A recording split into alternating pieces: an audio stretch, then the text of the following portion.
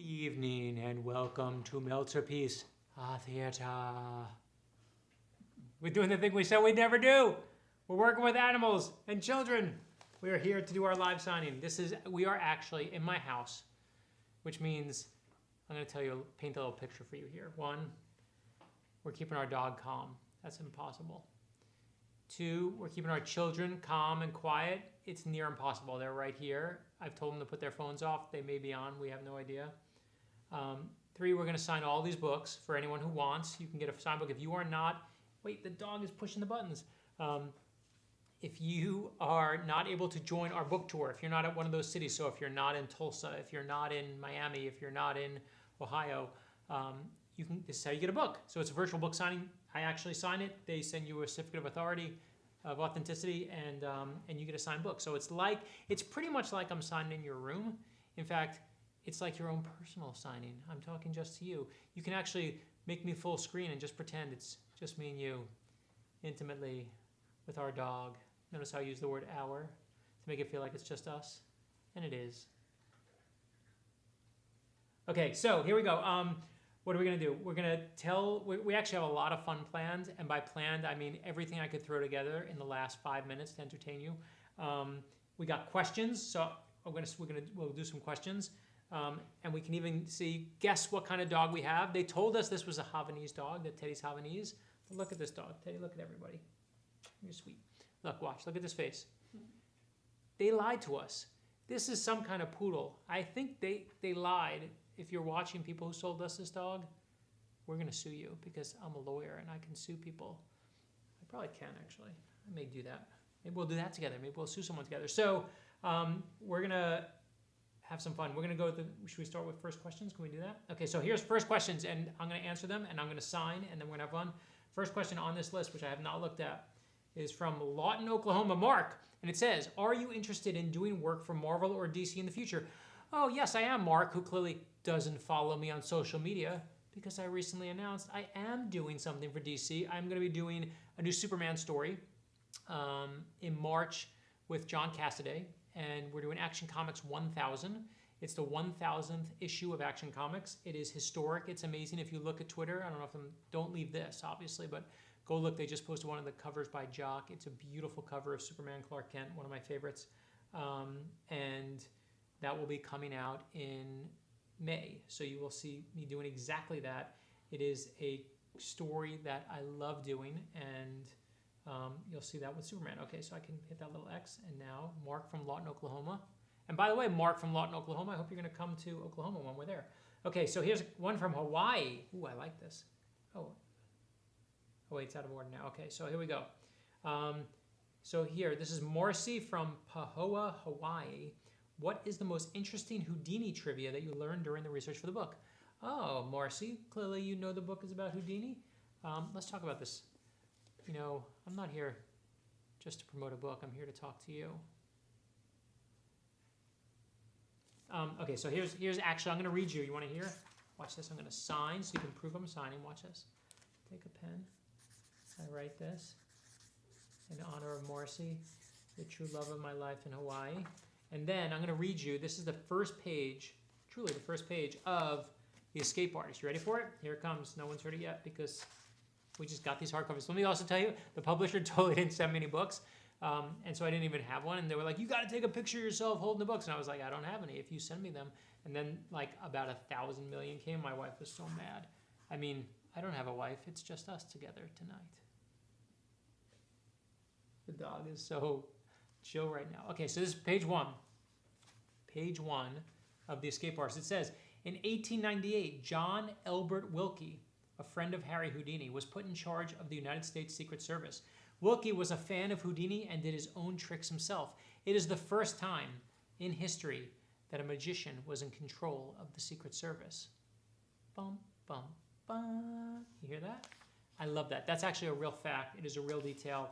And I will tell you that in The Escape Artist, there is absolutely some really great Houdini trivia. I'm obsessed with Houdini. I don't want to ruin the book for you, but I will tell you that you're going to...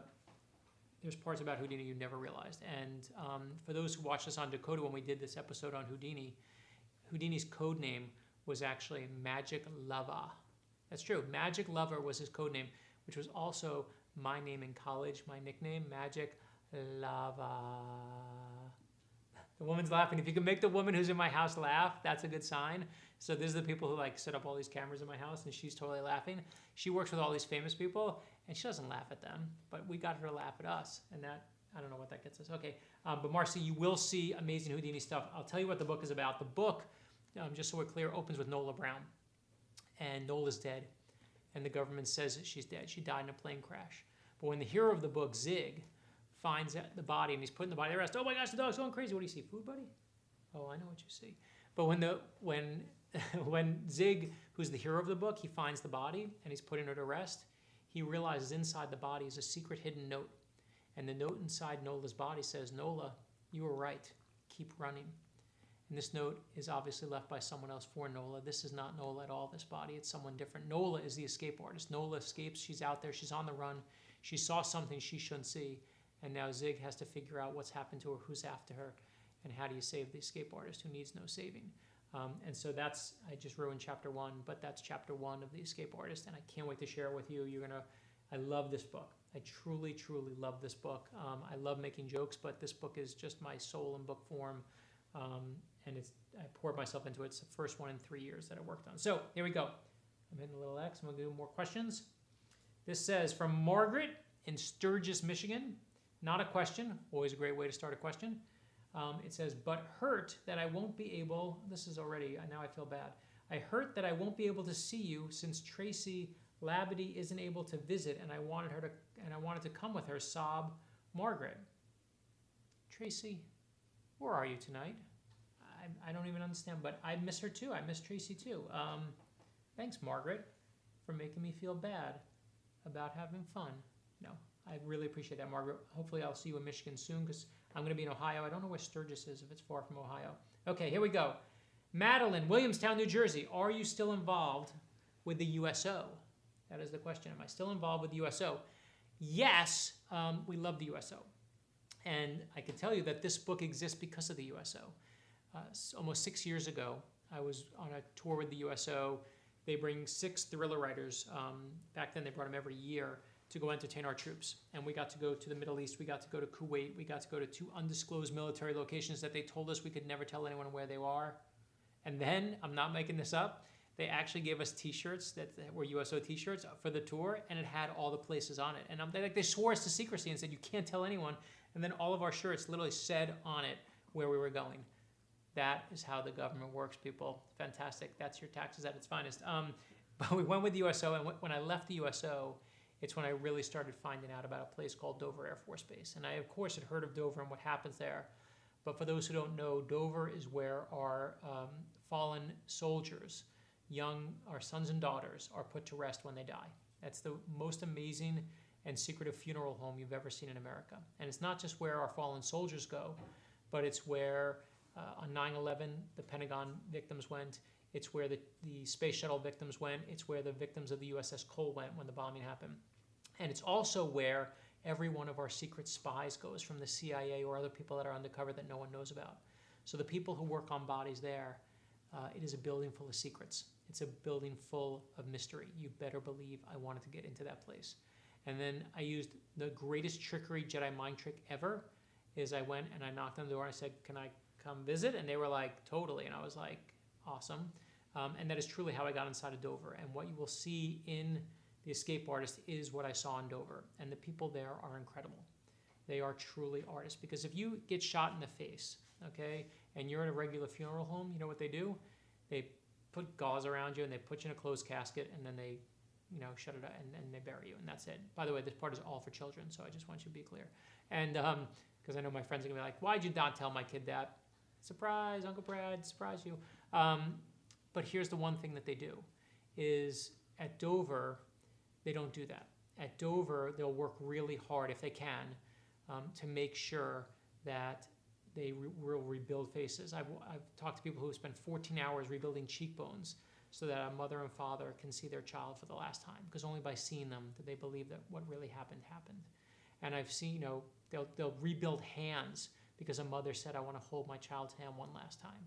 we all look at America right now, it's in chaos, right? We all hate each other. Everyone hates the other side.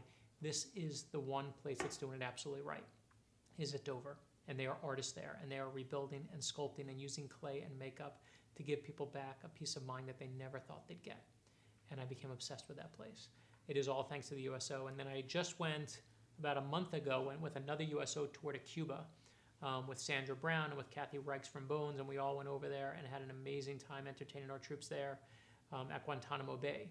So yes, Madeline, I am actually always involved with USO. I love them, and they, in fact, know of a surprise that we're going to have coming up with them in honor of the escape artist. Okay. How are we doing on time? You good? Mm-hmm. Should we do more questions, or should we have, ready? We're going to do some fun now. Brought some fun. What should we do first? What do you think? Lego or this? Okay, my son is, okay, this could be, we're going to try something. We've never tried this before. Let's bring it. Okay, so this, we're also, I can tell you, not only are we working with animals, but we are going to work with children. This is a guaranteed disaster you're about to see on film. I'm going to promise you right now, whether you buy the book or not, we'd love you to buy it. You can order, you'll get the signed book, but you're going to be entertained because this is my son's birthday present. It is a drone. Do I have to connect it now? Okay, wait, I got to connect it. Hold on. And we're going to attempt to fly this drone in the house. He thinks he can fly it. I remain unconvinced, but we're going to try and fly. Oh, it just went on. Daddy sees it. Okay, we are going to try and fly this drone. He thinks he can fly it. I'm going to put it this way. Okay. He's going to try and fly this for your entertainment. The dog could go crazy. I'm just going to tell you. The woman's laughing again because she knows this is just about the dumbest thing anyone's ever done on these things. The dog could go crazy and attack me. You could watch my vicious death on live Facebook. This could crash into everything above us and start a major fire. The good thing is there's not a lot of paper around. You like that joke? She's laughing again. I love it. That's my only joke. My only goal tonight, because I can't see people, is to make you laugh. And so we are going to try, my son Theo is going to try and fly this drone. You ready? You think you're ready? He's going to try and fly it. It could kill everybody here, or it could land again. He's going to try. What are you going to try and do? You're going to try and lift it up and then put it back on the books? Lift it up. He's going to try and lift it up to about this high. He's going to try and move it, and then he's going to land it. So you ready? Here we go. This could be the end of everything. If I die right here, just know these last like 100 books are going to be so much more valuable. Order them right now before the crash because they're only going to go up. Okay, you ready? You're not ready. It's not on. Oh, here we go. The dog just, well, I just jumped. The dog jumped. Everyone jumped. You ready? Here we go. This is it. In 3, 2, 1. Got it? Uh-oh. Uh-oh. Dog going crazy. Puts it down. Yes. We'll count that as a yes. Victory is ours. Thank you, thank you, thank you. We have done it. We have not only survived, by the way, someone replay the dog going bananas there. That is the best video of all time because I don't know who was more scared, the dog or me. Because all I could see, by the way, you have no depth perception. It looked like that was a successful flight. It was this close to my face at one point. I risked my eyesight for you. That's how much I care about you. That's how much I want to sign your books tonight.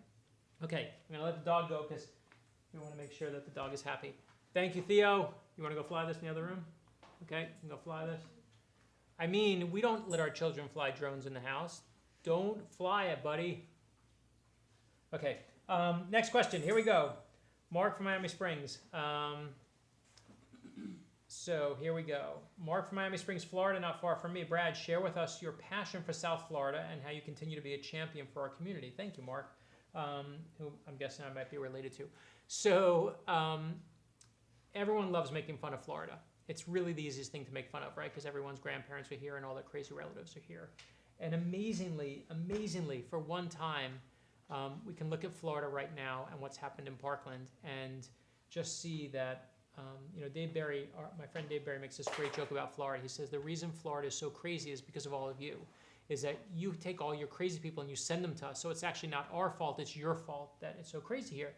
But what's happened in Parkland has been an amazing thing in the community here.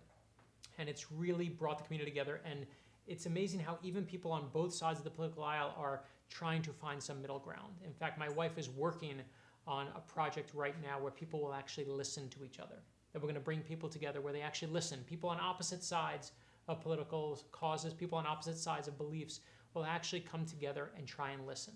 And I love that we're doing that here in Florida. Florida has been my home for now the majority of my life, even though I was born in Brooklyn. And I love, love, love this community. It's been great to my family. It changed my life. When I came from New York, my family got our butts kicked in New York. We did. My dad lost his job. New York was a tough place for us. And what happened in Florida was we moved down here because my grandmother was here. And we had $1,200. My dad had $1,200 to his name. He had no job. We had no place to live. It was scary. We were worried about truly like not just kind of like, oh, what kind of clothes are we going to get, but like, where are we going to sleep? And 6 of us were all in my grandmother's 1-bedroom apartment for like months because we didn't have money for the down payment. And Florida has been good to me since that day. So I appreciate it, Mark. That is my love of South Florida, and you can see it every day. So, okay, here we go. San Jose, California. Stacy in San Jose. Is San Jose close to where I'm going? I actually don't know. Is San Jose Orange County? Is that close by? I don't know. See, in Florida, everything that has San in front of it means it's close. So San Jose and San Francisco are like this, and so is Orange County because it starts with San. No, it's Santa Clara. Santa Clara? Oh, that was the other San. Santa Clara is from the Lost Boys. That's where the Lost Boys, I think, was filmed. Okay, what was your inspiration for this novel? Thanks, Stacey. One of the things we talked about was Dover and the men and women at Dover Air Force Base, the amazing, amazing people who work there. And that was certainly part of it. And the other part of it is when we were filming Lost History a few years ago, we were doing the very first episode, pilot episode, was on looking for the 9/11 flag. And so they wanted to find a place that had a kind of military background. So they took us to a place, I don't want to ruin it because it's in the book, but they took us to a museum, military base and a museum that's on a military base. And we started, I'm looking around at this military base, and I see that they have all this amazing art there. And they have art by a guy named Adolf Hitler. They have art that's done by generals. And I'm like, why does the military have all this art? Like, what do they need with all this art? And what they said to me is, you need to see and meet the artist in residence. And I didn't even know what the artist in residence was. They were located in the back of the building. And they took me in, and they told me that since World War I, that the U.S. Army has had an actual painter, a physical painter, who works for the Army and goes and paints disasters. So from the beaches of Normandy to Vietnam to 9/11, that's who got through the security, was a painter of all things. We have videographers, yes, and we have photographers, and they can, take a picture, but a painter can tell a story. And so while everyone else is running into disasters armed with guns, the artist in residence is running into that same disaster with nothing but paintbrushes in his pocket. And I said, I want to meet this guy. And they said, you mean her? You want to meet her? And I thought, oh my gosh, she runs into disasters with paintbrushes in her pockets only? That is the craziest person I've ever heard of. I must meet her. And she became also eventually one of the inspirations for this book as well. So she is, when you think the escape artist, you're thinking Houdini, but you'll see that artist has a very different meaning. So Stacy in San Jose, there's your question. Okay, we're going to sign a few more books. I did this one already. And now I'm going to pull from here. And I will say this, keep the questions coming. Toward the end of the show, we're going to continue working with children. My daughter has this thing that she's going to do where she is going to read. They gave us 22 questions that I have to answer in 2 minutes. And what we did is, most people, they follow instructions and they answer the questions that the people who run this thing ask you to do. My family doesn't follow instructions at all. When we go to a restaurant and they say, oh, you can have a hamburger and it has this on this and this and this, and we always say, hold this and take off this and move this. It's like Sally from Harry Met Sally. That's our lives. So we did the same here, and we are going to ruin that for them as well. And what we're going to do is we are going to instead, my daughter is, as I'm talking, she's answering the questions of what she thinks my answers will be. And then what she is trying to do, and what her grand plan is she's going to get them all right. And then her goal, which she thinks I don't realize, is that she's trying to embarrass me in front of all of you by guessing and showing how predictable I am. Because, of course, she doesn't think her dad is cool. She doesn't think anyone should be watching this. She doesn't think anyone's watching this right now. She thinks it's just like her 5 friends. But I'm going to prove to her that I am not predictable at all. And then we're going to show this company that the two of us are going to do something that no one's done before, and then you're going to be, again, entertained, and we're going to sign some books, and you're going to have fun. So, okay, next question. More questions? Okay, there's more books signed. Next question from Oregon, Ohio. Is it possible, Jeff from Oregon, Ohio says, is it possible to add some small market stops to book signing tours such as Toledo, Ohio? Oh, thank you, Jeff, who's never once been to my website, to see that we're coming to Ohio, Jeff. We're coming right to see you. We're literally going to Parma, Ohio. Parma. It's like smaller than Toledo, and you want Toledo. I think Jeff's question is, why don't you come to my house? Why don't you come in my house and sit on my lap, because that's the only book signing I will go to. I'm teasing you, Jeff. I love you. But we're coming to Ohio. I'm coming to Parma on the 9th, on Friday, next Friday. And we actually added a lot. We hear you. I'm going to, in fact, tell you, because I don't want to miss them. I'm going to read them right now to you. All the stops we're going to. So we purposely, and I'm going to now text and do this at the same time. We purposely added a bunch of stops, because we always do New York, and we do, the big cities, and we do LA, and blah, blah, blah. But we really were like, you know what? We need to add some of the smaller markets, because otherwise people don't come to get to see us. They don't get to see us. So of course we have New York, and we got Maryland, we got Virginia. But then we're going to Ohio on the 9th. We come here to Fort Lauderdale, Miami, and Vero Beach. But then I'm going to Tulsa, Oklahoma. I'm going to Wichita, Kansas on Tuesday the 13th. Mission Viejo, California. Scottsdale, Arizona. And then ending in Highlands Ranch, Colorado. So as you can see, Jeff, you are covered. And I appreciate you buying a book tonight. But you can also come out and bring your friends when we go to Parma. Okay, Sarah in Pittsfield, Massachusetts says, where do you get all of your, where'd Sarah go? Oh, here it is. Where do you get all of your story ideas? The truth is a good ideas everywhere. There are good ideas everywhere, all the time. In fact, I'm going to show you a really good idea that we had. I've never showed this before, but this was, remember when I said that we prepared so much for you, or at least within the last 5 minutes before we started? This is our dining room, which means we never use it, and it's just for like Thanksgiving. But this is what's in our dining room. I'm going to show it. If this breaks, by the way, don't tell my child. So this, my son loves Lego, my youngest son. My oldest son loves sports. And when he was really young, he didn't really care about any of the spaceship Lego. So I found this. It is Legos. It is an actual Lego set. It is a basketball set. Now, here's the best part about it. You can see it, right? So if you can see closely, this is a full basketball court that Lego made, and then they realized that people who like Lego are the best nerds, and they don't like sports. So this was like a death disaster for them. They lost like $1 billion on it, and then suckers like me who had kids who like sports had to pay triple on eBay, which I did. But here's the best part. So now my oldest is too old to kind of play with Lego, but my youngest loves playing. You can actually shoot the guys, and then they shoot little balls into these little hoops. But here's the best part of why no one has this Lego but me, is my younger son decorated the Lego, and my youngest actually play basketball. But the best part of it is the decoration, because I want to show you, and I didn't prepare this. This is just how it is. You're looking closely now, I can see. So if you can see here, this is who's watching. So cheering on, these are all old players. This is Dirk Nowitzki, and here's Kobe Bryant when he was still playing, and here's Jason Kidd, and here's, I don't even know who that is, Kubok, I don't know who that is. Allen Iverson, we got all these players. You can date it when it's from. Here's Shaq. But watching all these players is Spider-Man. This is Spider-Man. And Sinestro. We got a Sinestro Lego figure. But it gets better. There's like a Mexican wrestler, because everyone needs a Mexican wrestler.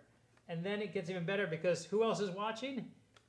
Me! Me! That's right. Here, can you hold this close to the camera? Watch. This is totally me. Wait, we're going to show you right now. What? A little higher. There it is. That's me in a City Year jacket. And like with Ming the Merciless and Gandalf. Is it Gandalf or Dumbledore? Gandalf. This is and Gandalf. So me and Gandalf watch Lego basketball. It pretty much is a recreation of our actual life, because often I find myself with Gandalf watching basketball. And then also, because why not, it's my wife and my daughter also watch. And then, where's my sons? Oh, and then here's my sons. He dresses. And the guy, and I want to tell you that the one thing that we have is, it's actually the person who made us Lego figures. They made my whole family, which is creepy and complimentary at the same time. But it's all in our real clothes, in our favorite clothes. So it gives new meaning to the words, play with yourself. That's for the children out there. I just want you to know. So now the cameraman's laughing. If you make the cameraman laugh, you get to sell another couple books. He's laughing now. That's what he gets, the play with yourself joke. I did great comedy with a dog, and you laugh at the play with yourself joke. Okay, this thing's about to fall apart. I've totally broken it, and it's great. Don't worry, I know you can fix it. My son's sitting there on the side. He's like, no, it's breaking. Don't worry. It's not breaking. Totally breaking. It's not breaking at all. Totally breaking. It's not breaking at all. Completely breaking. Not breaking. Totally breaking. I mean, totally not breaking. Okay, next question. Okay, here we go. I'm going to sign some books too as we do this. Okay, Gregory from Woodhaven, Michigan asked, what are your thoughts on Oak Island? Good question, Gregory. Oak Island, for those who don't know, is this crazy island that now has its own TV show because of all the spookiness that goes on there. And if we tried to do Oak Island on season 2 of Decoded, and if we were going to get a season 3, that was on our list to do. So I love Oak Island. I can't wait I would love to dive into it more. My thoughts are, I don't know if I can get 4 seasons out of it, but God bless the guys who do. But I do think there's a really cool story there, right? There's just amazing stuff that's happened there, and nobody knows how it happened. Okay, next question.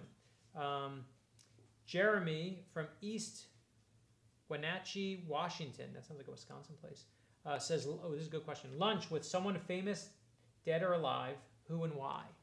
Let's see. Famous, dead or alive. You know, if I could have, I probably would take like Abraham Lincoln, and that's the obvious choice. But I think the one that I prefer is I would take Mr. Rogers. I would take Mr. Rogers. Mr. Rogers is just amazing. And every person that meets, I met people who met Mr. Rogers, and they all have this incredible story to tell. Like their life gets altered by meeting him. And I think that the world just needs more kindness, especially right now. And so I feel like when I look at what I need, what I think the world needs, it's Mr. Rogers. So if I could have a dinner party, listen, I'd take my mom if it was non-famous, because I would take 10 more minutes with my mother any day. But for famous, dead, or I think I gotta go Mr. Rogers. Okay. We got a lot of questions coming in now. Now I'm supposed to go fast. Okay.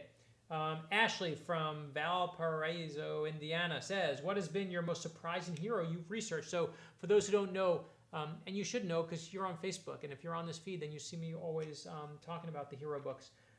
Most surprising hero of all the I Am books and all the kids' books we've done. Let me think of the actual. I can make a quick answer that'll make me sound smart, but I want to give you a real answer.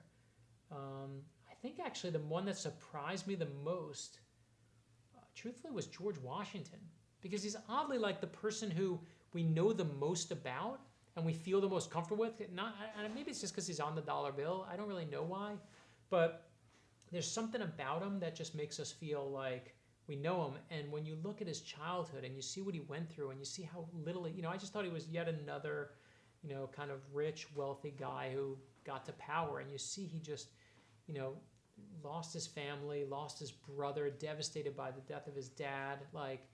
And what I love about George Washington is he makes his way out, right? He gets money. He goes with the Fairfaxes and he learns how to eat with a fork. And he learns what fork is right. And he learns how to drink good wine. He learns how to go to all the fancy things. He learns how to survey. He learns how to make money. And he escapes his life. But then he comes back and he still eats by a campfire. And he still eats without the fork. And he's just this man in two worlds. And I just admire that. It's like that quote. It's like the John Lennon thing, like a working class hero is something to be. And I love that George Washington, is not a genius, right? He's really good at math, but he's a terrible speller. He's not great at sports. He likes to dance of all things. I love that. I love that he's just human, just like us. So that's what surprised me, because I kind of just thought he was going to be this like massive figure that would just do everything right. Okay. I'm still signing. They're yelling at me. Sign, monkey, sign. Okay, let's see. Kendall in Austin, Texas. And I love Austin, Texas because it has Amy's ice cream. So Kendall, if you're by Amy's ice cream, just send it to me in the mail. What was the first mystery you were ever fascinated by as a kid? Oh, so my first mystery I ever remember reading, I know what it was. It was Agatha Christie, and it was a book called Murder at the Vicarage. And to this day, I don't know what a vicarage is. I don't care. I don't want to know. Don't tell me. Don't put it in the comments. Don't say a vicarage is this. I don't want to know. But what I knew for sure is I'm reading that, that chapter, and I'm turning these pages, and suddenly there it was, a dead body, right? A dead body was in those pages. And then the most important thing of all, that question I've been asking myself for 30-something years since that moment, who done it? That just blew my mind. Agatha Christie blew my mind with that. And so that was the first mystery. Maybe, and now that I'm rereading it, maybe you mean like real historical mystery. I mean, for that, I think the first one that kind of got me was JFK, just because Miss Sherman brought it into school and showed us this JFK movie. I think that was the first one, but those are the two mysteries. So thank you, Kendall in Austin, Texas. Okay, let's see. Oh, we do have a lot of questions. Okay, here we go. Another question. Susan in Rockingham, Virginia says, who's your #1 fan? Oh, great, with a smiley face. That doesn't creep me out at all. I've never seen the movie Misery. No. Oh, but I think I know this Susan. This, I think, is the Susan who wrote to me since I did the 10th Justice. She was in love with Matt Damon at the time. She wanted Matt Damon. This could be you, Susan. I don't know. But this is the point. This is the point I'm going to make here. I think I'll bet good money that it's that Susan. And I know the first fan letter that I ever got, I know exactly who wrote it to me. I know exactly who Shelley is.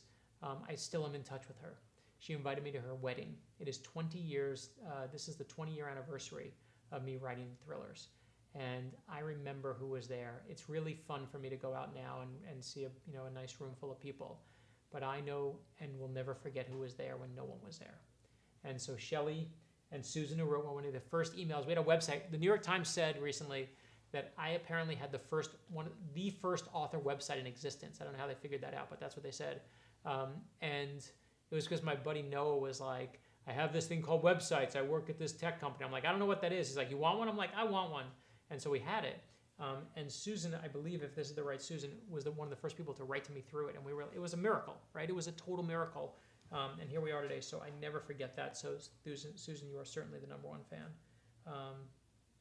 Please don't kill me if it's not Susan and you're just a creepy person saying you're my #1 fan. If it is, it's just us tonight. Promise. Okay, I love when I go like this, by the way, and just look at you because you all think it's a glitch. Watch. And you think it's a glitch, but it's just me. I'm being frozen. I'm acting. Okay, here we go. Jeremy from Wake Forest, North Carolina asks, what social situation would you be in where you wish you were an escape artist? Jeremy, it could be this exact moment. It could very well be. No, I'm joking. That's an interesting question. Where I could be, let's think. Where I could be an escape artist. Oh man, I think it's got to be one of those like awkward childhood moments that just haunts you and you can't get rid of. So let me pick one from there. I remember. Let's see. There's so many to choose from. I don't know. Now I'm thinking of it more. I don't know. I'm okay with that. I feel like bad situations are like you get something good out of them, even when they're bad. You learn something. I think, although now, of course, when I say that, I immediately think of a horrible thing. I remember my grandfather's funeral. And at my grandfather's funeral, my mom, who I never saw cry before and I never saw scream, was screaming in mad fury because they didn't shave my grandfather's body. And it totally pissed her off. And she was screaming ruthlessly, like, how dare they? And I never saw that ferocity ever before. I never saw it again on my mother. But it was what she reserved for her dad. And I'll never forget that moment. It is embedded like just in every centimeter of my brain. And I just remember wanting to be out of that situation. I wish I could escape that one. Because no matter what else happens, I have that one in my brain. So thanks, Jeremy, for depressing everybody. Hope you're happy. Good question. Okay, this question, I like this question. It says, can I start reading The Escape Artist without reading your other books? Good question. Yes, this is a brand new character, brand new setting, brand new everything.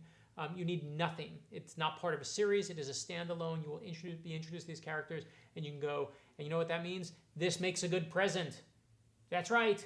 You're thinking to yourself, who having a birthday? Who is turning 3? This is what I'd buy them. Who's turning 7? This is what I'd buy them. Who is turning 6? This is what I buy them. And obviously, we know for Father's Day, you can get a signed copy right now. You can hold it for Father's Day, and Mother's Day is coming even before that. But anyone can read this, and there's no order. There's nothing you need to know. I'm going to read you right now, even though I'm not supposed to, because they're like, don't read. Watch this. I'm going to read you. Ready? Oh, I'm going to read you the first sentence of the prologue. Copper Center, Alaska. This is the opening sentence. You tell me if you need anything to know this. Ready? By the way, you hear that jingling? That's my dog. You guys feed him?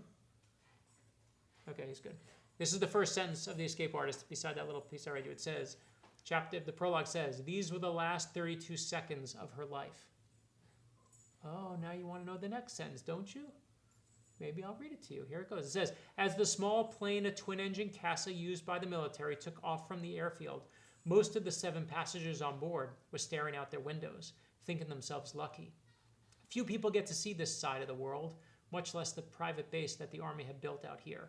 On maps, it didn't exist. On Google, it was permanently blurred. In the last row of the plane, a woman with shoulder-length black hair was convinced she was blessed, marveling at the snow-dusted tops of Alaska's beautiful aspen trees. She loved that the roots of the aspen trees often grew together, supporting each other, and forming a giant organism. It was why she joined the Army all those years ago, to build something stronger with others. She got just that when she came out here to the lush wilderness. Definitely blessed, she told herself. Then, just like that, the plane began to vibrate. I just want to tell you what happened, because this is the best part. The camera guy just literally picked up a Playboy toy and threw it, and the dog is now fetching it. And so the camera guy, as I'm reading, pouring my heart out, my soul into these pages, he's like, fetch. Now the camera guy's laughing, so that's extra points for me. And my daughter is trying to catch our dog, who's now running crazy. Catch him. Just trap him. Use the bear trap. Use the big giant bear trap we use to kill small animals. That's how you'll catch him. She's rolling her eyes. My daughter literally rolling her eyes at me, and my son's laughing. That is the metaphor for my life. My son laughing at me, and my daughter rolling her eyes at me. Anyway, you need to know nothing. You can read The Escape Artist in any order and enjoy it. Okay, thank you for that question. Okay, let's see. Next question. From Michael in Glen Ellen, Illinois. Have you hidden the number 27 somewhere in the book? Of course I've hidden the number 27 in this book. Come on, Michael. I almost called you Glenn because you live in Glen, not Michael Ellen. Of course I do. For those who don't know, and thank you, Michael, for paying attention. I appreciate that. I had the number 27 in every book. I'm not telling you why. It is my secret. But every book I've ever written, in the kids' books too, you will see it there. If you can't find it, you are just not a good looker. But it's there, and it's a good one. I'm proud of this one. And I hid a lot. I actually hide lots of things. In fact, I'm going to tell you this. I don't know if anyone knows this, but it has been, I think, 8 years. When The Escape Artist came out, I hid a treasure somewhere in America, and then I put a clue for it in the pages of The Escape Artist, but I didn't tell anybody. And I just said, someday someone will find it. And sure enough, 5 years, I think, into it, someone actually found it and contacted me. And then we made a deal together, and he hid it back where it was. So it's still there. The treasure is out there if you want it. I'm not telling you what I hid in The Escape Artist, but let's just say there's fun everywhere. Anyway, here we go. Next question. Would you be interested in doing a book on Cleopatra? From Renee in Idaho Falls, Idaho. Thank you, Renee. Yeah, why not? I love Cleopatra. I love, anyone that's an interest in, listen, it's Cleopatra. Wait, I'm going to move this. Hold on. Think we can move this, bud, without breaking it? I mean, yes. Wow, that was the worst move ever. I'm like way better at Lego than this. I think the rest of the thing should just be me breaking Lego. Actually, I got it, Theo. Don't worry, bud. Ta-da! Yes, he's happy. Watch this. I'm going to move this over here so we don't break it too badly. So I can get to these other books. Okay, saved. By the way, he's smiling, but if I broke that, you would see crying on camera. And then I'd have to do another trick with the drone. Okay, so Cleopatra, yes, thumbs up. We like her. But she's not coming for a while. I mean, we haven't even done Nelson Mandela yet.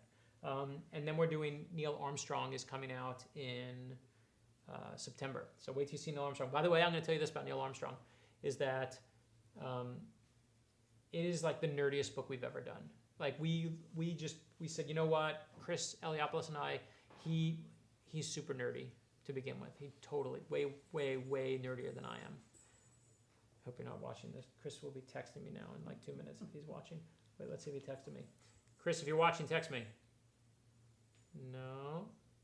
Haha, he's not watching. Let's talk about him. So, no, Chris is, he really got his nerd on. I'm so proud. You're going to see in Neil Armstrong. Okay, Marissa in Robstown, Texas says, have you ever written a character or a part of the story that you regret? Ooh, that's interesting. You guys have good questions. You guys should be reporters. I'll tell you this. So my second book, I'm supposed to sign, sorry. My second book that I ever wrote, I went and pitched this idea that I had where Cain and Abel, the murder weapon that Cain used to kill Abel, was lost and found again, and I pitched it, and my editor at the time said to me, you can't do that book. And I was like, what do you mean? That's a cool story. And they're like, we just got you on the bestseller list with a legal thriller, and why would you ever go and do a book that's about some kooky, crazy thing like Cain and Abel? Like, you're going to mess your whole career up. And in that moment, I could be like really strong and tell him to, go screw himself, or I could, stand up for myself and tell him that, or I can, cave. And I caved faster than anyone in the history of caving because I was terrified to lose what I had. I was terrified in my second book to lose what they had built and to lose my career. And so I wrote the book instead that he wanted me to write. And I love the book. I love how it turned out. It was dead even, and I'm proud of that book. But it was the hardest book I ever wrote, and I do regret that. And then it took me almost 15 years before I wrote that Cain and Abel story. It became the Book of Lies. It wound up becoming one of the best reviewed books I ever wrote, one of the ones I'm most proud of. And I realized, I learned the hard way, is stand true to yourself. Do not let anyone push you around for it, because it will always show in the work. And I'm glad I made that mistake early on, because it taught me never to do that again. And in fact, the third book that came out, The First Council, I said, I'm never listening to anyone again. I'm going to do what I love and only what I love. And that's basically, again, that was one of the biggest books I ever wrote, because I just decided to go back to what I enjoyed and what I loved. Okay, now I'm going to report on my wife, who's sneaking into the kitchen. She's off camera. Let me tell you how little my wife loves me. I mean, I don't have a wife to all you single ladies out tonight, or men. She is eating off camera. Let me show them. Let me show them this. Look at this. This is wrong. An ice cream sandwich. The awesome, the ice cream sandwiches, what are these called? The Fat Boys? Is that what they're called? The little. A mini one. Don't tell me it's a mini one. Now she doesn't want to be eating on camera. Coming into the room to watch how I'm doing and torturing me with ice cream, an ice cream sandwich. You know what? Dear Corey, I want a divorce, and I want my ice cream sandwich back. Brad Meltzer, you're going to get that book if you order this one right now. Here we go. Look, the woman's laughing again. That was a good joke. Okay, wait, any more? You what?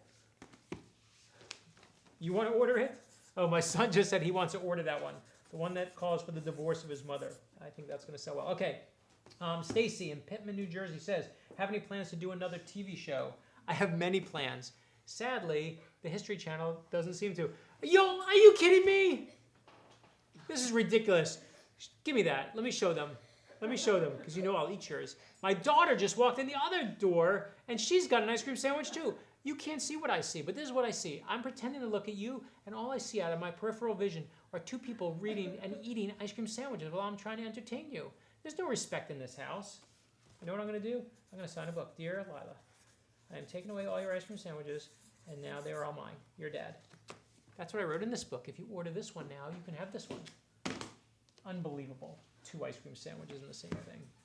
Yeah, Stacy, I wish we could do another show. It's not even funny. Give me that. Let me show him. Let me just show him. Let me just show him on camera. Let me show him. Come on, I'll give it back. I won't even eat it because my son is eating gummy bears. This is it's like a, what's that candy shop? Dylan's Candy Bar in my house. I got everybody in my whole family is all over here, and they're all eating garbage, and I have to entertain you. My life is so hard. Look at me. I'm like signing books. And sometimes I have to write my full name, and sometimes I have to write slower. This is such a hard life to live in. I know, it's ridiculous. I'm not complaining. Okay, but we are talking to the History Channel. If you like the shows, tag the History Channel and tell them you want the show back. They actually listen to you. They really do. I'm not joking. Because one time I was in there, they're like, wow, all these people on social media are asking for decoded or lost history back. And I was like, yeah. So tell them, Stacy. Okay, Jennifer from Barnhart, Missouri said, here you go. From Missouri says, may I pretty please have a decoder ring? Jennifer in Missouri, where's the closest place we're getting to you? You know what, Jennifer?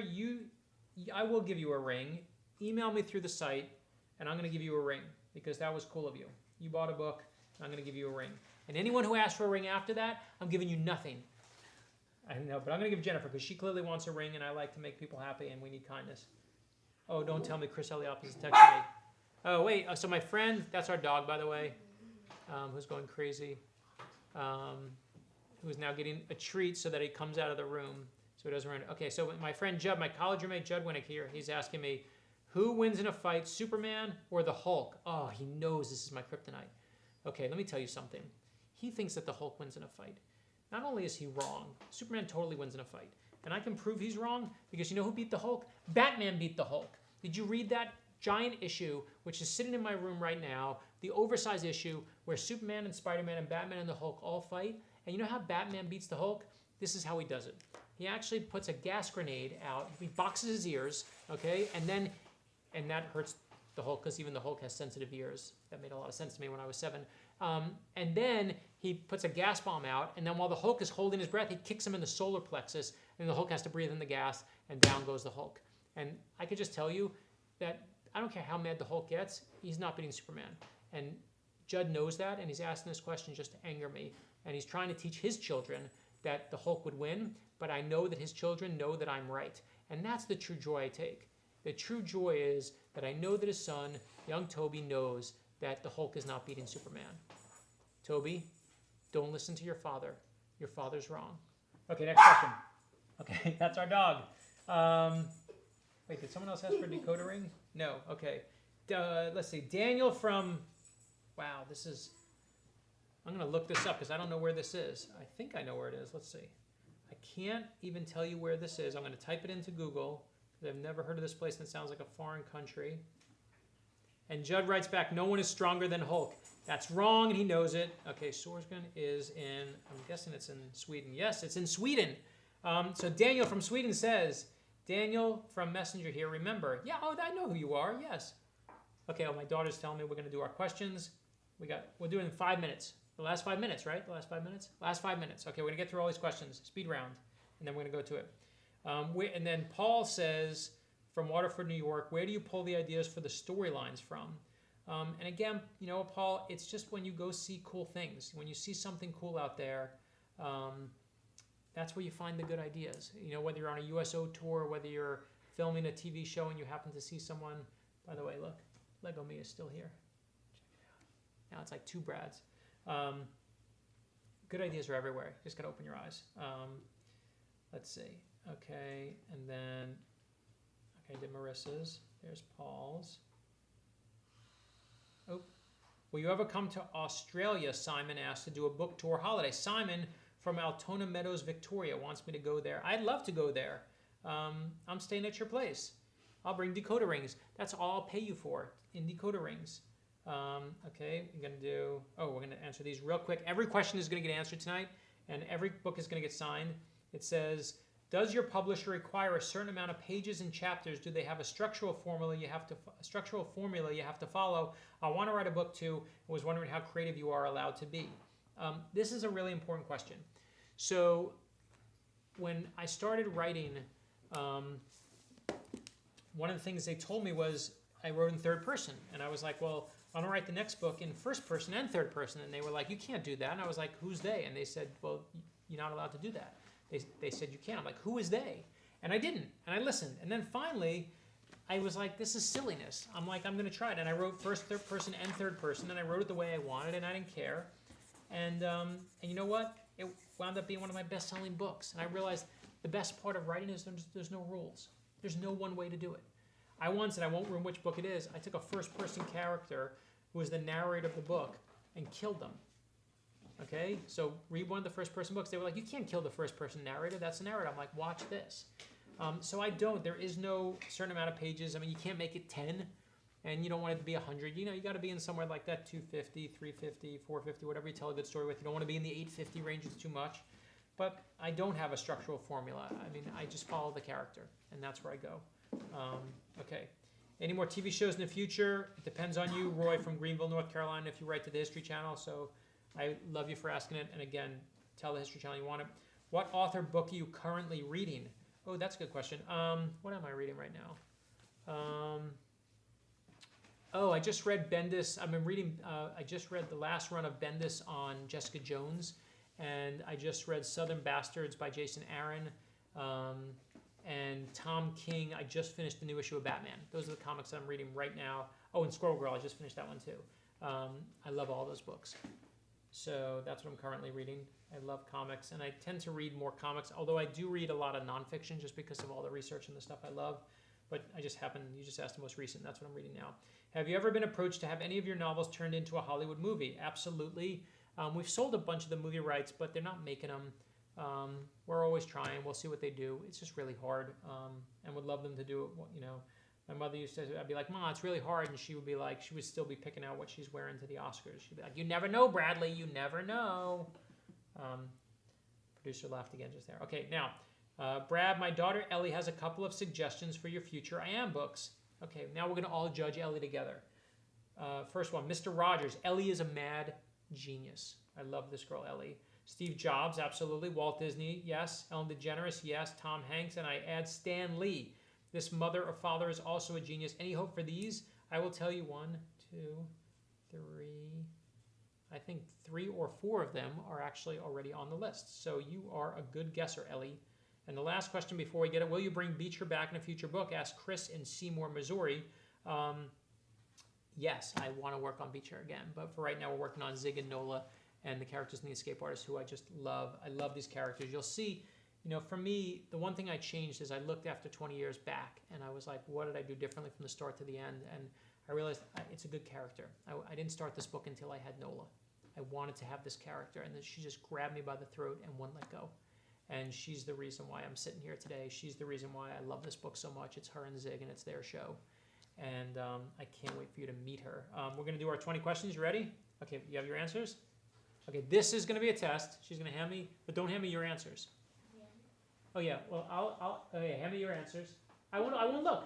I won't look. I won't look. Just cover it up. Okay, so here's what we're going to do. I have my daughter's answers are here, and here's the questions that I have, and now she's going to try to embarrass me by seeing if I will get the right answer, and I have to answer these 22 questions in 2 minutes. No, I'm not going to look. Okay, this is where yours are. She has tried to guess what I'm going to say, and I'm going to guess my answer and then see what she wrote. I'm going to do it. Who inspires you the most? My mother. No, my grandfather, Poppy. Who would you want to play you in a movie? Clooney. Please. You know, people don't make themselves look better.